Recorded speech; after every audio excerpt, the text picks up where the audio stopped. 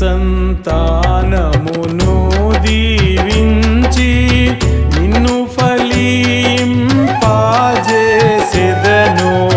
నీ సంతానమును దీవించి నిన్ను ఫలింపజేసెదను. నీలో నుండి జనములు వచ్చును, నీలో నుండి జనములు వచ్చును.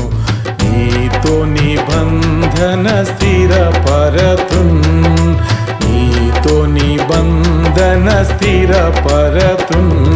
నిశ్చయముగ నిన్ను దీవించెదను, నిశ్చయముగ నిన్ను దీవించెదను.